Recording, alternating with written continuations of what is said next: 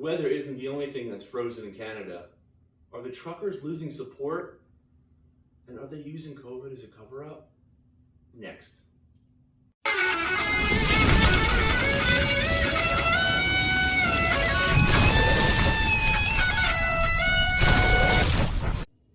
So Mike, what the hell is going on in Canada? Well, that's what we're here to talk about, guys, and it seems like a lot's going on in Canada. Well, first of all, everybody, you guys probably know, it's been all over the news, and we're not here to retract all that information, but we are here because we're concerned, just as regular citizens of the country right next door. Right next door. And what we're really trying to, get into is there's mandates, and is it for safety, or is it because it's a power grid? Yes, that's what you have to realize. Are they doing this for our safety, or is it something just to throw us off so we can think it's for our safety, but you have other people with other agendas that, of course, they're not going to say out loud. Yeah, and that's always the underlying problem, because as we all know, the protest truckers that were in Ottawa, peaceful, might I add. Peaceful protest. Much more peaceful than the protests in the last 2 years here. Yes. Much more peaceful. And there's a bunch of videos you can see that it's almost like the cops, or they're being told to instigate, get people riled up, pushing people, getting them to swing, getting them to yell and curse. I mean, I saw a video where the horses ran over a few people. Yeah, they're just running over them. They were stampeding like. So they're trying, because if they do that, if they get the people to fight back, then it opens up a door for them, for Trudeau to use even more power, even stricter power. But and I believe the people there know that as well. So that's why they are being very reserved in what they're doing. But I think that would be the straw that broke the camel's back if they did end up fighting back. And guys, if you haven't already heard, Canada's going through a CONVOY protest. And what that is basically a series of ongoing protests and blockades in Canada against COVID-19 vaccination mandates. That's what it's for, starting in January. It's just the people in Canada think the mandates are going a little bit too much and overboard, which, you can argue either side. You could argue either side, and that's exactly right. You could argue either side, and on one hand, the government wants people to be healthy. I get that. Yes.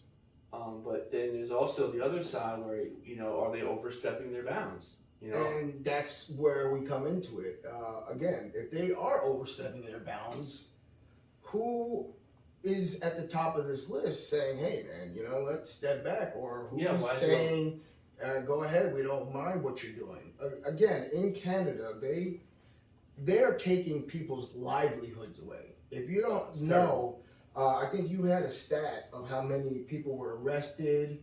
Yeah, how many files were complained, and how many people's trucks were confiscated. Yeah, towed. Yep, there's a few facts on that were just recent. They were just out today. Yeah. And there's a story I heard earlier today. The trucker was told to pull over to a parking lot. They got him out of his truck. They towed his truck away. He doesn't even know where his truck is. They also froze his bank account.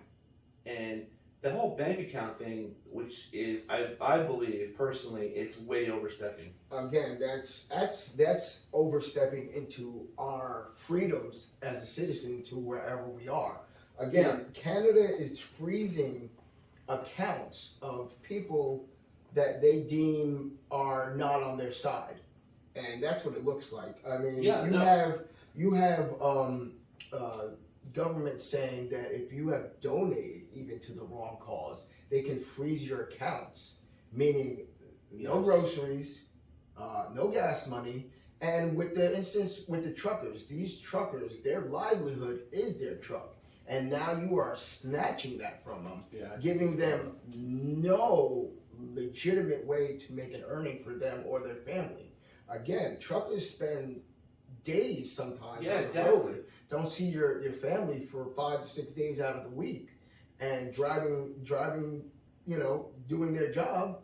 Now you are taking the tool that they have only to make money, and you're leaving them out there like, well, you know what? You're not listening to me, so I'm taking your things. Well, it's funny because for the last 2 years, from Canada's point of view, they've been praising their truckers, working through the pandemic, getting goods and stuff delivered, which was great. But now all of a sudden, because they're not falling in line, now they're being damned. And like Mike said before, there's people. There was a whole GoFundMe scandal. We all know about that. A bunch of people donated, and they stopped the funds from going into Canada and being able to go to those people who aren't working, those people who had their bank accounts frozen, now have no monetary assets to use. Nothing. So they went and used a Go Send Go, which is another form of GoFundMe. Yeah. Well, was hacked. Go Send Go was hacked, and somehow journalists or government, whichever one, got the list of 90,000 people who donated, and are contacting these people, asking them, "Why did you donate?" Now, to me, that's a personal issue, right? That's personal. Why did I help somebody? That all has to be you. So what is it? Because they want to know, who's the bad person and who's the good person. I mean, again, if you're now being able to look into people's financials to seeing where they donate, where they use or give their hard-earned money, and you're actually telling them where they can't use their own money. I mean, shit, it's my money and I need it now. Thank you, J.G. Wentworth. Yes. I mean, if you can't tell me what I can use my money on, and if I donate to something that, God forbid, you don't enjoy or like, you have the right to ask me personal questions about my funds and then are allowed to freeze them so I can't use them anymore. Me and RC are regular guys. Yeah. Exactly. If I lived in Canada right now and I was all about, that mandate doesn't sound right to me, let me donate my money to these guys that are losing their money because of these mandates. And you're going to tell me I can't do that and then freeze my accounts and ask me why? It's a democratic nation. It's a free country. So these protests are legit. But the question is, what happens after they take those accounts? Like they try to follow up on those people, and they're asking you, why'd you donate? What happens after that? If you say this is why I donated pro the protest, how are you going to be labeled? Are you going to be an enemy of the state? Are you going to be a terrorist? Yeah, I mean, it opens up a whole can of worms. It does, and it keeps overstepping those bounds. And as of right now, it looks like there's no limit to where they're going to stop doing what they want until they get the results they want. And again, guys, it's the Prime Minister of Canada who is, coming out with all these brand new mandates for Canada. And, you have certain sides that are fighting very hard against this. To me, it feels like, is like you said in the beginning, is it really about COVID? Are you doing this for my safety, or are you trying to manipulate what I do with my life because of this? The COVID, is COVID the excuse now that you're allowed to just jump into my life and see what I'm doing with my money just because COVID's here? I mean, again, it's a major overstep. It is. And to me, it feels like the Prime Minister just wants power over everything. Yeah. That's exactly what it seems like. And coming from two guys who are just two guys talking crap and bullshit. It's the things that we're thinking, because the things that the media is not telling us, or the questions the media is not answering or asking, we're thinking, okay, so was COVID just a way to start putting pressure on this country? Was it just a way in to be like, okay, we got them to do this, we got them to do this, now let's try this, and let's try this. Like they say, keep saying there's always like something give an inch, they take a mile. Exactly, give an inch, take a mile. So where does that, is that going to end? And that's the big question. And it's hard to answer that question. They say if it was covered up due to COVID. And again, guys, we all know COVID-19 is real. It is real. It destroys it takes from you. So we're not saying anything about the COVID, but we're kind of saying, hey, was this the government's way to slide in these new rules and mandates? Exactly. It very well might be. We don't know. We're two guys talking, like we said. I mean, it seems that way, but we don't have the proof. We don't have the knowledge to know if that's what they really think, if that's their hidden agenda. Let's make sure that we scare these people enough that if you are not on our side, we will take what means the most to you. And again, for most of these people, it's their jobs, it's their money. It's fear over freedom. Yeah, is what it's coming down to. Yeah. So how free is freedom? It's obviously it's costing you right now. It's costing you in Canada right now, and it's sad because you also had a saying. What happens if this does go through in Canada? How far does it go through that? Yeah. Do other places say, hey, you know what, they did it, let's try to do it here? Yeah, or do we get involved? Or are we involved that we don't know about, But there is something I did see today. There's I forget her name, but you guys can find it. She's a lawmaker in New Mexico, and she is temporarily granting asylum for truckers for the protest. For the protest. And I believe, I'm not sure 100%, but I don't think she's the only one, but she's the one, one of the only ones I saw speaking out about it. So they have a place to go and a place to, when they can't go back to their homes or they can't, they're struggling in Canada. You're a trucker. You make no money now. They take your truck. You have nothing. You can't grab that shit and put it on your back. Walk it everywhere. They have your truck, they have your money, and then it's not even that. How long are they going to be frozen for? Like, are they going to unfreeze them next week? Are they going to unfreeze them 6 months from now? Or until you completely say, I bow down to this, do what you want to do? And that's what bothers me the most. You're saying right now they're saying they can come into your life and look at what you're doing. That's a breach of my constitutional right. You are coming into my life now and basically doing things that I have no control over. Yeah, and Canada is very similar to the U.S. It's a democratic nation. Yes. It does not, as we said last time, it does not have freedom of speech, but there's a lot of other freedoms in there. And with the protest is very peaceful, But the question is, what would you do if you were involved in this, okay? And I want you to think about this. If you were involved in this because you were in Canada, you were a trucker, and all of a sudden you go to your bank account and you can't log on, you can't get in.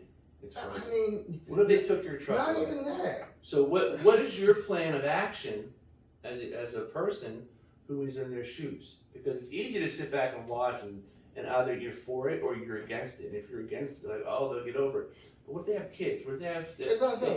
It's not about how would you feel. I mean, anybody would feel ridiculous going to a supermarket, getting a grocery cart full of food, swiping your card, and knowing that you can't use any of the money that you earned to provide for your children, your husband, whoever it is.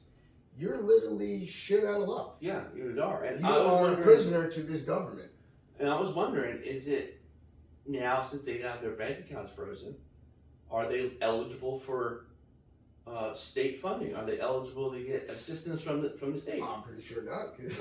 Exactly, and what happens to the people who were donating, who were not only in Canada, but they're, all over, especially the U.S., and you got these phone calls coming in, people asking, why did you donate? So what happens, like I said, what happens then? Now, if you and I would donate and we get a phone call asking why we donated, are we put on some list now? Exactly. Are we looked at different? Are we, like you said, put on a list? Or are we watch this guy? Watch this one. Yeah, or are they going to freeze our bank accounts too, even though we're not there in the actual protest? But the way they can do it with their mumbo jumbo, they can say you're tied to it because you're supporting it.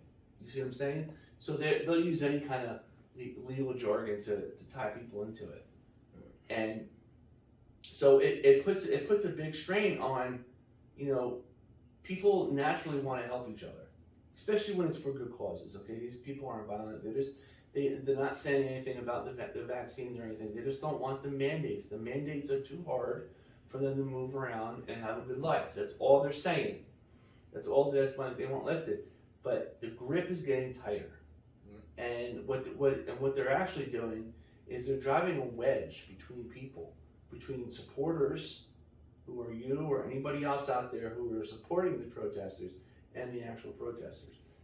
They're driving that wedge in there, so they're trying to cut off their support system, is what they're doing. It's like a snake bite. They're trying to cut the limb off that gut bit, and then they're going to deal with these people who are there in the Capitol, who are sitting there in the convoy and during this protest. So, it's not just happening, it's not just financial warfare, which it's turned into, but it's also, they're cutting off support. They're cutting off any hope. So eventually what's going to happen is that if you're in that protest and you've been there 2 weeks, now you got no money, your truck is gone, you're forced to what? Go home, right? You're forced to walk away. To go home with nothing in your pockets and basically yell at the wall because that's all that's going to hear you. Yeah, and all those mandates are still in place, so you wasted your time. You see what I'm saying? We don't live in a dictatorship, okay? Even in Canada, they don't live in a dictatorship.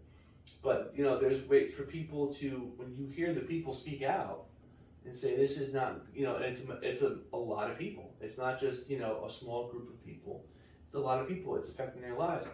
Wouldn't you listen? And I was telling Mike before, I was like, don't you think there's people who work in the government here and up in Canada in the parliament that know, let's say we put this mandate down, how it could possibly affect in this way, or this way. Don't you think there's people that should be there doing that? It should, but why would they spare the expense? Yeah, so it makes me think they're being governed by a bunch of morons. No, I mean, I wouldn't disagree with you there. I mean, again, livelihood. This is a way for people to survive. And once you take the feeling that you can't survive on your own, then you kind of get into the realm of, now what do I do? How far do I have to go? You get desperate. What do I do now? And like you said, you get desperate, and that's when bad decisions start to come through. I don't.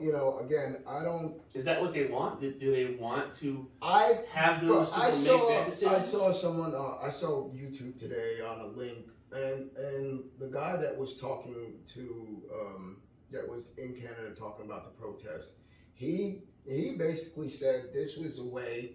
The mandates came through from the Prime Minister was a way for the citizens to actually have an uproar. They knew that it was going to cause a stirring, and he said that they basically did it for the citizens to have an uproar, so they can actually come back on them and blame everything on the citizens for the protesting and whatever happens afterwards.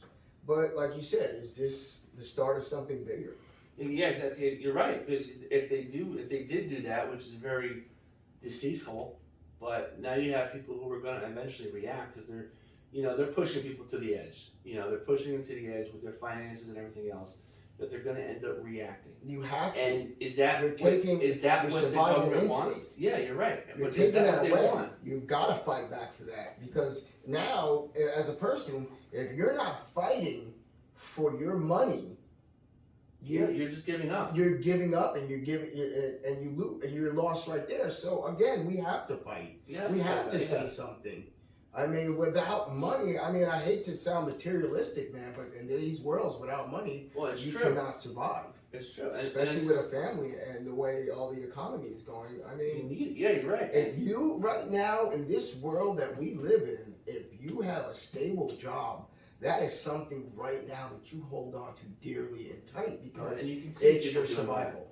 And now you are taking this from people, and the only thing these people can do is get angry and start an uproar. I mean, why would you blame them? Yeah, and then so that's a green light. They're right. That's a green light for Trudeau to be like, all right, let's drop the hammer. Let's go in and drop the hammer. So what does that mean? Does that mean arrest everybody there? Does that mean bring out the riot gear and start pushing people back? What does that mean? is it gonna go that far? Because it doesn't look like he's budging on this. And this is the great thing about living in a democratic country, whether it's in the U.S. or it's in Canada, is that the people have a say. The people have a say.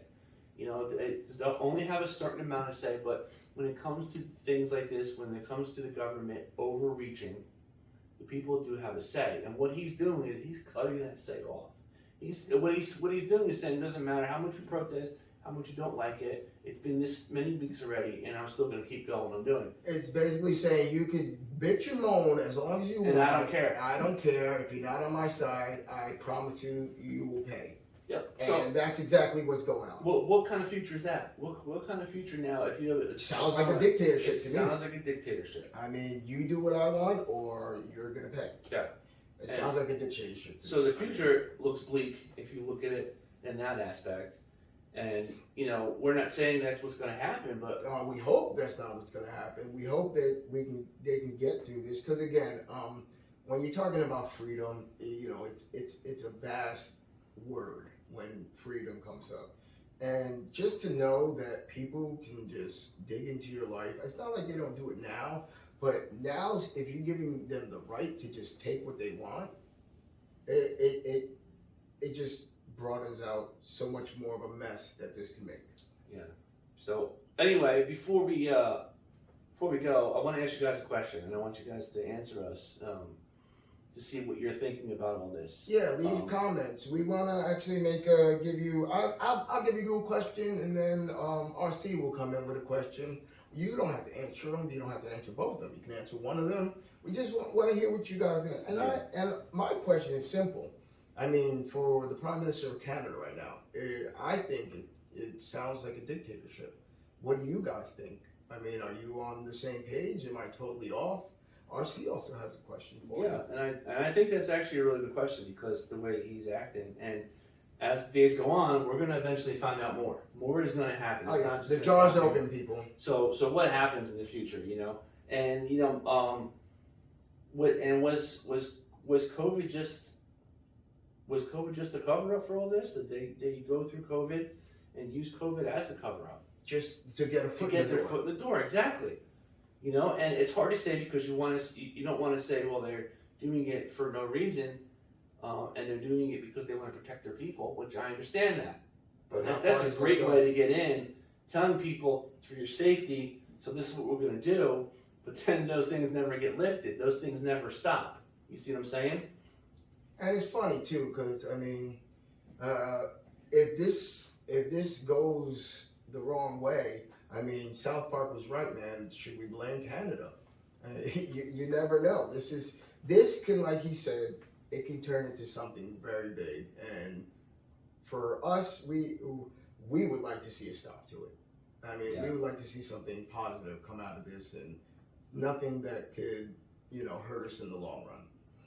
And again, you know, we would love you guys to hit the like buttons, hit the share button, subscribe, you know, get notified when we come on and we give a show. We want to hear what you guys want to say. And in closing for this episode, I want to quote a great newscaster who once said, "I do the cha-cha like a little sissy girl. I like a do the cha-cha." Thanks, Bruce Almighty. And we'll see you guys on another episode of Open Up. See you guys later. Thanks, guys.